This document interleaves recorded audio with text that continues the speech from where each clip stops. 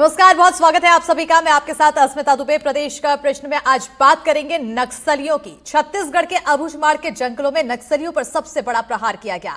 Police से मुठभेड़ में नक्सल संगठन के महासचिव बसव राजू समेत 27 हार्डकोर कैडर को ढेर किया गया है। नक्सल समस्या पर सुरक्षा बलों की इस बड़ी सफलता में मारे गए हार्डकोर नक्सलियों को लेकर कई कहानियां भी सामने आ रही है। चर्चा करेंगे इस पर, लेकिन सबसे पहले रिपोर्ट देखते हैं।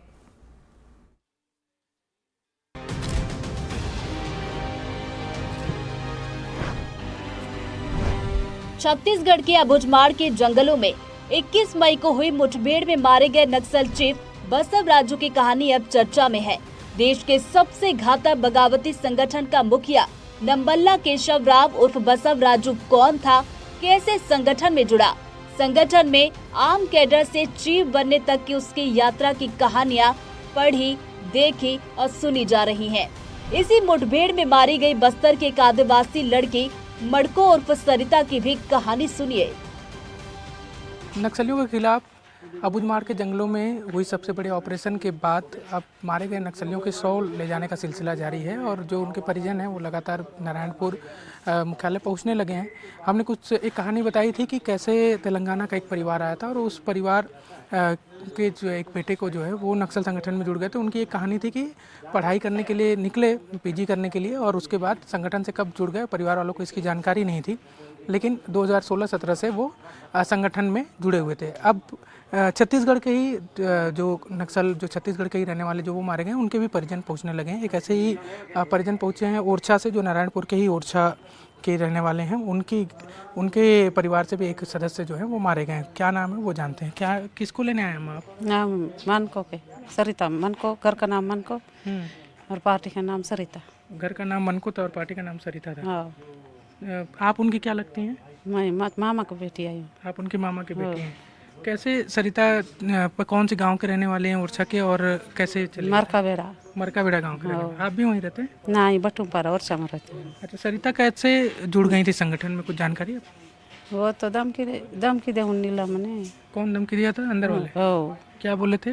तो ये बेटी की नहीं दे जाल तो ये नीरा गाँव के चांद और जा खेती करो नहीं दूँ, जमीन नहीं दूँ बोला। तब उन बेटी सुन लिया और माँ बाप रो मैं जाएंगे बोल ली।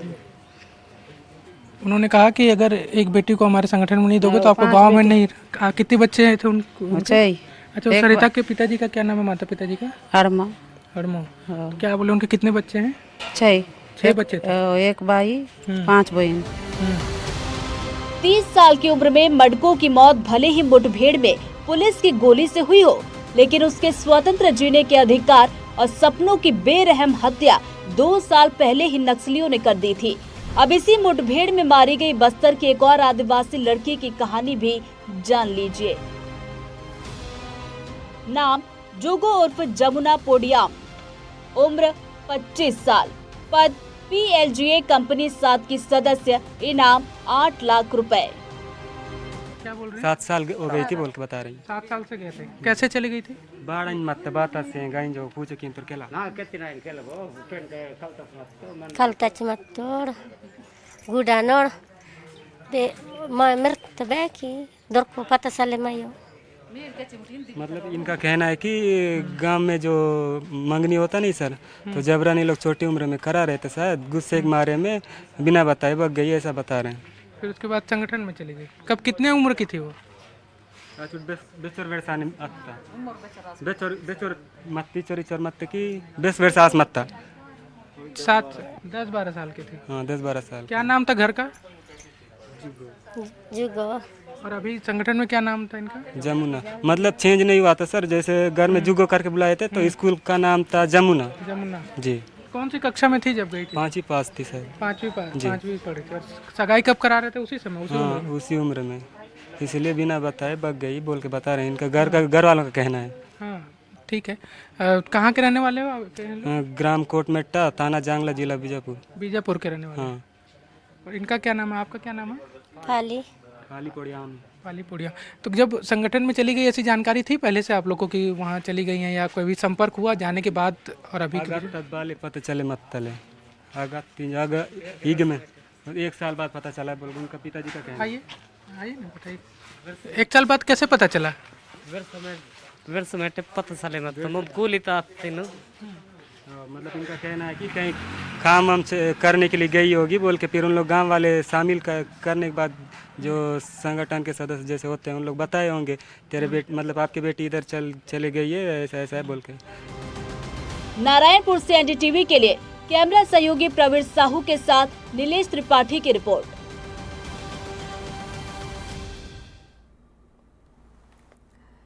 तो परिवार का एक सदस्य नक्सली गतिविधियों का हिस्सा बन जाता है। परिवार जो बाकी को अपने छोड़ के गया अपने पीछे, वो रो रहा है, बिलख रहा है, इंतजार में कि शायद कभी वापस आए। लेकिन सवाल इस पर यही है कि आखिर नक्सली की ये कैसी क्रांति है। इसी पर चर्चा के लिए हमारे साथ खास पैनल जुड़ चुका है। MP Nathaniel retired IGP CRPF से हमारे साथ जुड़ चुके हैं। सर बहुत स्वागत है आपका। डॉक्टर रविंद्र उपाध्याय जी हमारे साथ जुड़ चुके हैं, जो कि नक्सल मामलों के जानकार हैं। रघुवीर सिंह मीणा हमारे साथ जुड़ चुके हैं, रिटायर्ड आईपीएस हैं। सर बहुत स्वागत है आपका। और हमारे सहयोगी जुल्फिकार अली भी जुड़ चुके हैं। आप सभी का बहुत बहुत स्वागत है। सबसे पहले जुल्फिकार जी मैं आपकी की ओर आऊंगी, क्योंकि जिस तरह से ताजा हालात हैं फिलहाल प्रदेश में नक्सलियों को लेकर मुठभेड़ लगातार जारी है, एक के बाद एक एक्शन हो रहा है, डेडलाइन तय है और डेडलाइन के बीच नक्सली खौफ में है। फिलहाल ताजा स्थिति क्या है और महिलाओं के नक्सलियों में जुड़ने के आंकड़े भी काफी खतरनाक है। बिल्कुल ताजा स्थिति की अगर बात की जाए तो जिस तरीके से केंद्रीय गृह मंत्री अमित शाह ने दावा किया था कि बस्तर ही नहीं पूरे देश से माओवाद को मार्च 2026 तक खत्म कर देना है, उसी कड़ी में देखें तो एंटी नक्सल ऑपरेशन लगातार छत्तीसगढ़ के बस्तर के अंदरूनी इलाकों में 2024 की शुरुआत से ही चल रही है। ये कहें कि छत्तीसगढ़ में जब से भारतीय जनता पार्टी की सरकार आई और उसके बाद से लगातार एंटी नक्सल ऑपरेशन हो रहे हैं और बड़े बड़े एनकाउंटर हुए जिसमें माओवादियों को बहुत बड़ा नुकसान हुआ। और हाल में ही 21 तारीख को जो एनकाउंटर हुआ जिसमें बसव राजू मारा गया, और उस के बाद ये कहा जा रहा है कि नक्सलियों की जो कमर है वो पूरी तरीके से टूट चुकी है। हालांकि बसव राजू के मारे जाने के पहले कर्रुगुट्टा में जो एनकाउंटर हुए जिसमें 31 माओवादी मारे गए, उस दौरान से लगातार अगर हम देखें तो माओवादियों की तरफ से लगातार पत्र भेजे जा रहे हैं और पत्र में शांति वार्ता की बात भी कही गई थी और पत्र में जानकारी भी अलग अलग तरीके की, आज भी जो पत्र जारी हुआ उसमें भी उन्होंने 21 तारीख की घटना का जिक्र किया। तो उससे ये समझा जा सकता है कि जो लक्ष्य रखा गया है कि मार्च 2026 तक माओवाद को खत्म करना है, उसमें जो एंटी नक्सल ऑपरेशन चल रहा है तो माओवादियों का जो संगठन है ये कह सकते हैं कि अभी की स्थिति में तितर बितर वाली स्थिति में है। जैसा कि अभी कुछ दिन पहले प्रेस कॉन्फ्रेंस हुई थी डीजीपी अरुण देव गौतम की, जिसमें मुख्यमंत्री भी थी, उन्होंने उस दौरान जो जानकारी दी थी कि जो अबूझमाड़ का इलाका है, अबूझ मतलब ऐसा जो वो जंगल जिसको जाना नहीं गया, रेवेन्यू रिकॉर्ड नहीं है, वहां पे जाने के लिए सड़कें नहीं है, अगर कोई भी ऑपरेशन वहां पे चलाना है तो उसके लिए बड़ी मुश्किलों से गुजरना पड़ता है। उस इलाके के जो लगभग 5000 स्क्वायर किलोमीटर का था, उधर करीब अब 1200 स्क्वायर किलोमीटर का क्षेत्र में जो सुरक्षा में लगे हुए जवान हैं उनके कैंप वहां पे स्थापित कर दिए गए हैं और अभी 3800 स्क्वायर किलोमीटर का क्षेत्र बाकी है जिसे बहुत जल्दी ही उन इलाकों में कैंप स्थापित कर दिए जाएंगे। और लगातार अंदर जो कैंप स्थापित हो रहे हैं उसका नतीजा ये है कि माओवादियों की जो कमर है वो पूरी तरीके से लगभग टूटती हुई नजर आ रही है। और अब पहली बार माओवाद के इतिहास में जो बसव राजू की को मारा गया है, हमारे सुरक्षा बलों के जवानों को जो बड़ी सफलता मिली है। और हालांकि जो सुरक्षा बल कह रहे थे कि 27 माओवादी उस एनकाउंटर में मारे गए, लेकिन जो पत्र माओवादियों ने दिया उसमें 28 माओवादी मारे गए हैं। तो कुल मिलाकर अभी की स्थिति यही कह सकते हैं कि माओवाद का जो लक्ष्य मार्च 2026 रखा है, हो सकता है कि उसके पहले बड़े माओवादी जो हैं वो मारे जाएं और जो दूसरे कैडर के लोग हैं वो सरेंडर कर दें, क्योंकि अब उनके पास दो ही रास्ते हैं, या तो सुरक्षा बलों की गोली का शिकार हों या वो खुद आत्मसमर्पण करें और विकास की मुख्य धारा से जुड़ें। बिल्कुल, ये दो रास्ते हैं और इन्हीं दो रास्तों को सोचते हुए अब नक्सलियों में खलबली भी देखने को मिल रही है। लेकिन एमपी नथानियल साहब आपकी ओर आना चाहूंगी। नक्सली गतिविधि एक लंबी लड़ाई है और अब माना जा रहा है कि खत्म होने के कगार पर है, जो जल्दी ही खत्म हो सकती है। लेकिन इन सब के बीच जो नक्सलियों के नियम सामने आ रहे हैं कि कितनी ज्यादा यातनाएं भी झेलनी पड़ती है जो नक्सली गतिविधियों का हिस्सा बनते हैं। सवाल उससे यही बनता है कि आखिर ये क्रांति कैसी क्रांति है।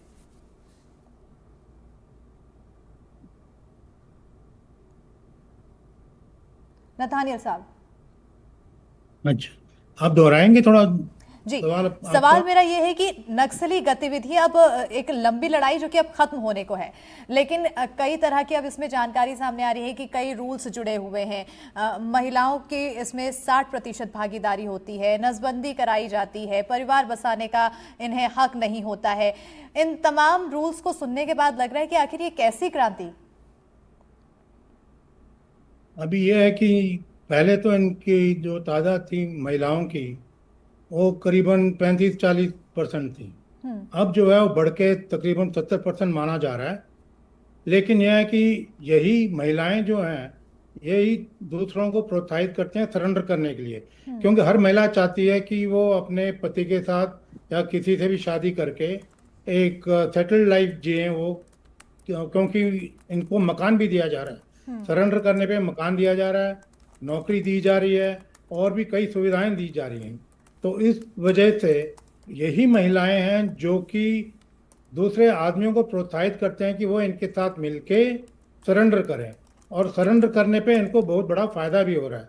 अब यह है कि दो वहाँ पे खूंखार नक्सलाइट हैं जो कि हिडमा और देवाबार से हैं, ये दोनों अभी बचे हुए हैं। इन दोनों का अगर खात्मा हो जाता है फिर तो हम कह सकते हैं कि नक्सली का जो प्रॉब्लम है तकरीबन समाप्त हो ही गया है। लेकिन जब तक ये दोनों जो हैं जीवित हैं और इनके साथ कई और भी आदमी घूम रहे हैं तो इनको पकड़ना ज़्यादा ज़रूरी है। और जहाँ तक मेरा ख्याल है ये ब्लैक फॉरेस्ट ऑपरेशन के बाद ये तेलंगाना की तरफ भाग चुके हैं और तेलंगाना में भी वहाँ पर माओइस्ट एक्टिव हैं। उन्होंने कुछ ही दिन पहले 3 ग्रे हाउंड्स के कमांडोज को मार गिराया है। तो इससे जो है साबित होता है जब कि ये सरेंडर करने के लिए बोलते हैं, टॉक्स के लिए बोलते हैं, सीज फायर के लिए बोलते हैं, तो उसके ऊपर गवर्नमेंट को ज़्यादा गौर नहीं करना चाहिए, क्योंकि इनका जो सीज फायर का जो अपील है या जो टॉक्स के लिए बोल रहे हैं, टॉक्स का तो कोई मतलब ही नहीं है, क्योंकि इन लोगों का जो आइडियोलॉजी है वो ये है कि गवर्नमेंट को ओवरथ्रो करना बाय आर्म्ड रिवॉल्यूशन, तो वो तो हो नहीं सकता। तो पीस टॉक्स का कहाँ मतलब है यहाँ पे।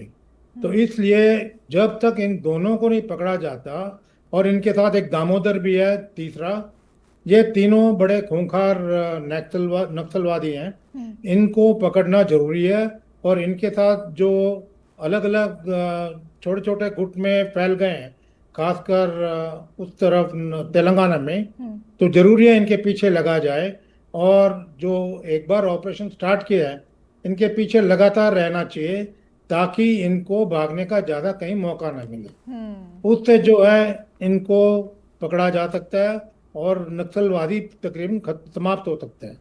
अब आप ये देखिए पिछले जो एनकाउंटर हुए इस साल जनवरी 21 से लेकर 21 मई तक तकरीबन 178 मारे गए माओइस्ट, जिसमें 148 मारे गए हैं, जिसमें 70 महिलाएं हैं। तो इससे जाहिर होता है कि काफ़ी तादाद में महिलाएं इनमें शामिल हैं और इनको ज़बरदस्ती कईयों को ले जाया गया है। या पहले इनका एक रिवाज था गोटुल का बस्तर में जी। तो उन दिनों ये लोग आराम से मिलते थे लड़कों के साथ, और उसके बाद जब ये माओइस्ट का प्रॉब्लम वहाँ शुरू हुआ तो उसके बाद इन्होंने ज़बरदस्ती लड़कियों को ले जाना शुरू किया है, और कई तो चले भी जाते थे गरीबी की वजह से, और मजबूरन कई लोगों को उसमें ज्वाइन करना भी पड़ रहा था। तो अब जो है स्थिति काफ़ी बदल गई है। तो यही महिलाएं जो हैं ये प्रोत्साहित करेंगे दूसरे आदमियों को भी सरेंडर करने के लिए। बिल्कुल, और इससे कहीं ना कहीं फायदा यहाँ पर सुरक्षा बलों को भी होता हुआ नजर आएगा, क्योंकि प्रोत्साहित जब आदमी होंगे तो मुख्य धारा से जुड़ते हुए नजर आएंगे और एक परिवार पूरा जुड़ेगा, तो ये भी कहीं ना कहीं एक सफलता ही होगी। रविंद्र उपाध्याय जी, आपके ओर आना चाहूंगी, क्योंकि आदमियों को प्रोत्साहित करती हैं ये महिलाएं, संख्या इनकी लेकिन ज़्यादा बढ़ती जा रही है। और जैसे कि अभी खुद बताते हुए नजर आए नथानियल साहब की इनके साथ ज़बरदस्ती इन्हें लेकर जाया जाता है, तो ऐसे में सवाल ये बनता है कि महिलाओं को पुरुषों के मुकाबले जब ट्रेनिंग दी जाती है तो वो उनके लिए कितना ज़्यादा चैलेंजिंग होता होगा और हमारे लिए कितना ज़्यादा ईजी हो सकता है उन्हें अपनी ओर वापस डाइवर्ट करने में। नहीं, देखिए ऐसा है, आपका प्रश्न सही, अच्छा प्रश्न है ये। लेकिन क्या है, ये जो आप बता रहे हैं चैलेंजिंग उनके लिए नहीं है। क्या है जो आपने बताया ना क्रांति, नक्सल क्रांति, कोई क्रांति नहीं थी। ये तो मार्क्सवाद और साम्यवाद का घिनौना रूप था, एक शोषण का रूप था। शोषण, दमन, भय, आतंक, ये 4 चीजों के दम पर इन्हें नक्सलवाद का विस्तार किया। इसमें साम्यवाद और मार्क्सवाद की जो एथिक्स थे, ओरिजिनल एथिक्स, जिनके बारे में जो नैतिक मूल्य थे, जिन नैतिक मूल्यों को लेके ये बढ़े थे और लोगों के पास आए थे कि गांव के जो लोग होते हैं, गरीब होते हैं, उनका शोषण किया जाता है, अफसरशाही वहां लागू होती है और सियासत उनके साथ मदद नहीं करती, गांव के बड़े पूंजीपति लोग हैं उनका शोषण करते हैं। तो ये सब जो बातें लेके आए थे, ये बातें कहीं दूर दूर तक तो दिखाई नहीं। तो ये तो क्रांति तो हो ही नहीं सकती, क्रांति किसी भी तरह नहीं थी। और जहां तक महिलाओं को जोड़ने का बात है, तो क्या था कि ये संगठन में पहले जब मेल पर्सन थे तो इनको दिक्कत ये होती थी कि बहुत ज्यादा इनको सपोर्ट नहीं मिल पाता था। तो गांव में जाते थे और गांव में जिन घरों में 5 बच्चे हैं, 6 बच्चे हैं, तो वहां की 2 महिलाएं, यदि कोई सीनियर है लड़की, तो जबरदस्ती, भय और दबाव से ये वहां से उनको लेके आते थे। अभी धीरे धीरे उनको मोल्ड करते थे, उनकी विचारधारा में अपने जोड़ लेते थे। उस विचारधारा से लड़की जो है राज्य के प्रति या शासन के प्रति जो विरोध में आ जाती थी, विरोध में आने के बाद वो हाथ में हथियार उठा लेती थी और वो फिर लड़ती थी। फिर उसके लिए चैलेंजिंग हो जाता था। और होता क्या है कि आमतौर पर आदमी की, किसी भी आदमी की हमारे भारतवर्ष में, कि पुलिस के प्रति एक नेगेटिव इमेज होती है, फोर्स के प्रति एक नेगेटिव इमेज होती है। तो नेगेटिव इमेज के साथ वो लड़ तो सकते नहीं। तो जब ऐसे टाइम पर उनको एक नकली हथियार मिल जाता है, नकली वर्दी मिल जाती है, एक जंगल जमीन मिल जाती है, तो फिर ये लोग क्या करते हैं कि वो जो नेगेटिविटी है, वो अंदर से जो भरा हुआ है भाव, गंदा वाला भाव, उस भाव को ये निकालते हैं। तो वो फ्रस्ट्रेशन जो है वो महिलाएं अपने साथ उभार के लेके आती थी। तो ये उसका एक कारण रहा, क्योंकि मैं खुद वहां इस क्षेत्र में रहा हूं। मैंने एक बार देखा था कि जब हम एक बार एनकाउंटर करने गए तो वहां से सब नक्सली भागे, एक बच्ची निकल गई थी। बच्ची थी करीब 15 साल की। जब मैंने उसको पूछा, थाने में बुलाया, बातचीत की, तो ये बात निकल के आई कि उस बच्ची का अपहरण किए हुए उनको 15 दिन हो गए। तो 15 दिन से बच्ची को अपहरण करके जंगल के घूम रहे थे। और माता पिता इतने डरे हुए थे कि उनने किसी भी थाने में रिपोर्ट नहीं की थी, किसी इलाके में रिपोर्ट नहीं की। जब उनको मैंने पिता को बुलाया तो पिता ये डर के बोल रहा था, सर कि बच्ची को तो हमको आप दे दो, लेकिन मैं अपने गांव लेके नहीं जाऊंगा। गांव लेके जाऊंगा तो या तो इसको फिर ले जाएंगे या मर्डर कर देंगे, तो मैं किसी रिश्तेदार के यहाँ शिफ्ट करूंगा और मैं इसकी कोई रिपोर्ट भी नहीं करना चाहता। जबकि बच्ची के साथ बहुत ज्यादा शारीरिक शोषण हुआ था। तो माओवाद, जो छद्म माओवाद था, ये साम्यवाद था, नक्सल क्रांति जो थी ये फर्जी थी। केवल भय आतंक का जो पर्याय था वही था, और भय आतंक का पर्याय खत्म हो रहा है। महिला वहां अब चूंकि जागृति आ गई है, हमारे इस तरह से जो सोशल मीडिया पहुंच रहा है, बिल्कुल,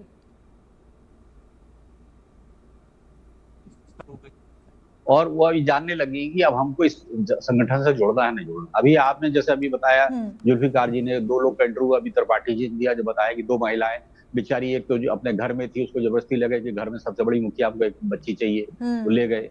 एक बच्ची तो किसी मंगनी में गई थी और वहां से चली गई।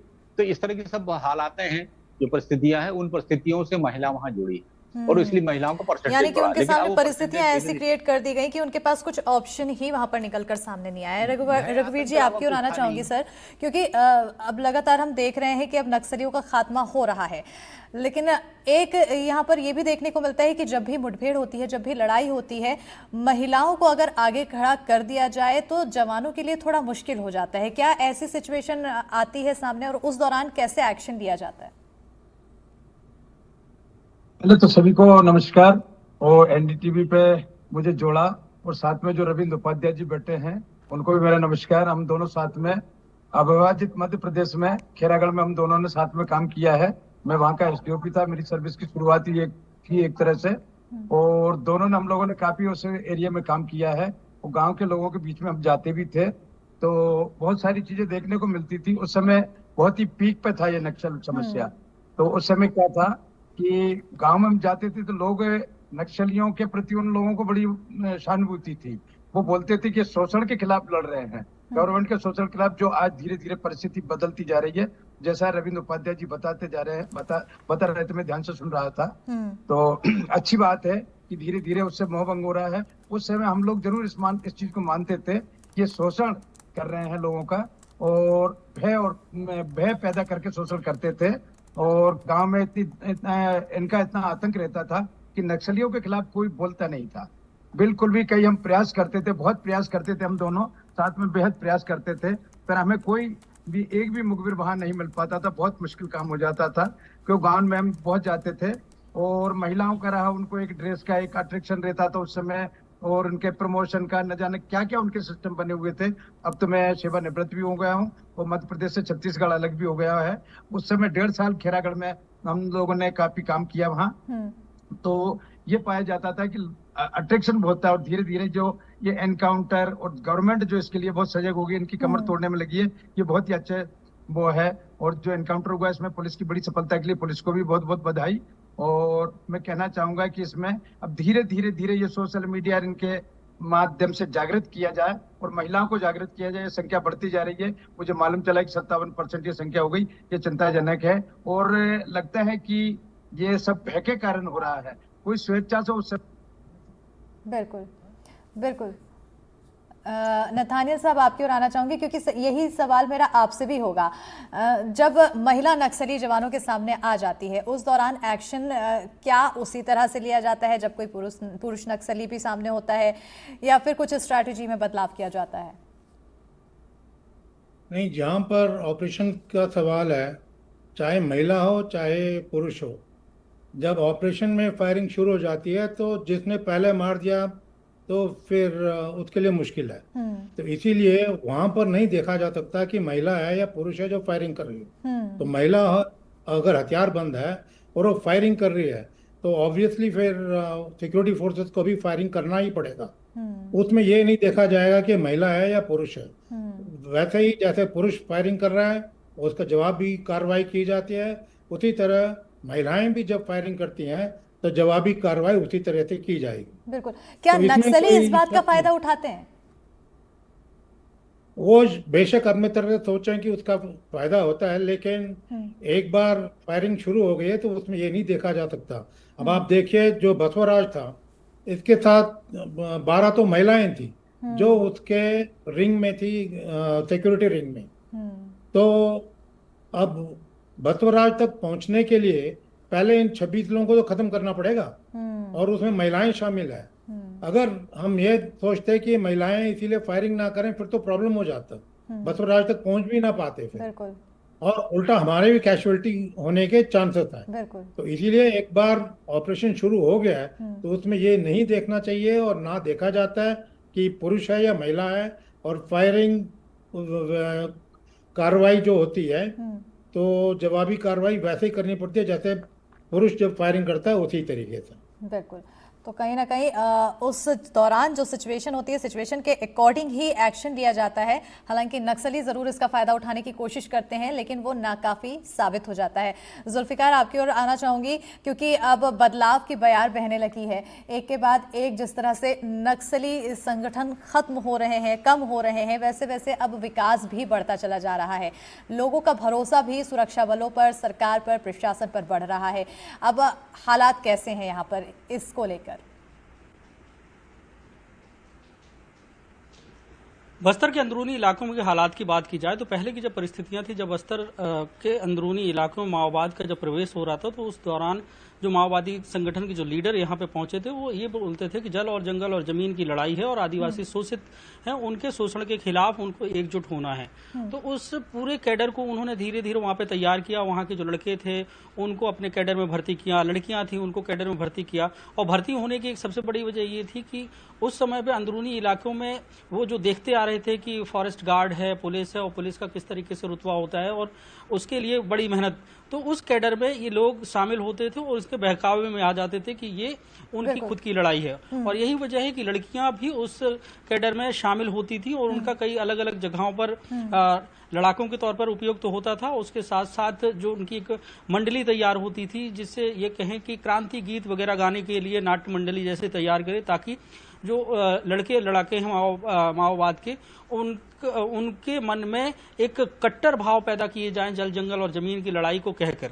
तब की परिस्थितियों में लगातार बढ़ता रहा, लेकिन बीते दिनों जिस तरीके से एंटी नक्सल ऑपरेशन अंदरूनी इलाकों में चले और बड़ी संख्या में माओवादी मारे गए, इसी साल अगर देखा जाए तो जितने माओवादी मारे गए उसमें 40% से ज्यादा महिलाएं मारी गई हैं। मतलब ये साफ है कि माओवादियों के संगठन में महिलाओं की जो प्रतिनिधित्व है वो लगभग बराबर की स्थिति में है, क्योंकि 40% महिलाओं का कहीं ना कहीं यहाँ पर लगभग बराबर की स्थिति देखने को मिल रही है। जुल्फिकार। रविंद्र जी, आपकी ओर आना चाहूंगी क्योंकि अब काफी ज्यादा परिवर्तन हो चुका है। सवाल यहाँ पर यह भी बनता है कि बसव राजू का खात्मा हो गया है। बसव राजू के बाद अब कौन आगे बढ़ेगा, कौन कमान संभालेगा, ये भी एक बड़ा सवाल बनता है। और इसके अलावा अब महिलाओं की भूमिका में क्या बदलाव कुछ किया जाएगा, क्योंकि ये भी पता चल रहा है कि आंकड़े महिलाओं के बढ़ रहे हैं। नहीं, ऐसा नहीं है। देखिए, अभी हम इस भ्रम में ना रहें कि नक्सलवाद खत्म होने की कगार पे आ गया। अगर ये ऐसा हम सोच रहे हैं तो ये भ्रम है। ये भ्रम इसलिए है कि क्या है, हम अभी जो भी लड़ रहे हैं नक्सलवाद के एक विंग से लड़ रहे हैं, वो है मिलिट्री विंग।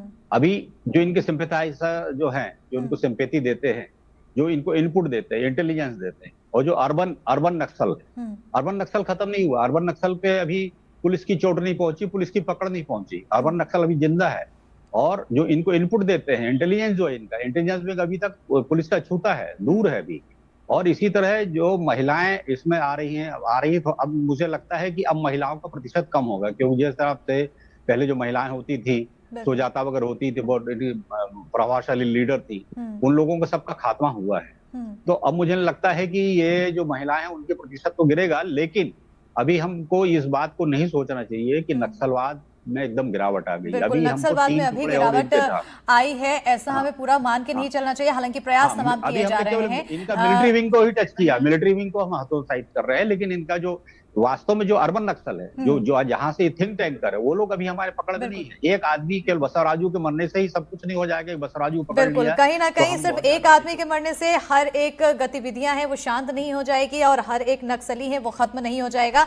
बहरहाल, आप सभी मेहमान हमारे साथ जुड़े, बहुत बहुत शुक्रिया। समय की थोड़ा कमी है और जिस तरह से अब नक्सलियों के खिलाफ एक्शन लिया जा रहा है, तमाम प्रयास अपनाए जा रहे हैं, ये आने वाले समय में और क्या कुछ नजर आएगा, इसके बाद ये इस पर भी नजर बनी रहेगी। और साथ ही साथ एक अहम चीज बताई गई, अर्बन नक्सल, उसको लेकर क्या कुछ एक्शन होगा, इस पर भी नजर बनी रहेगी। बहरहाल, इस खास कार्यक्रम में इतना ही।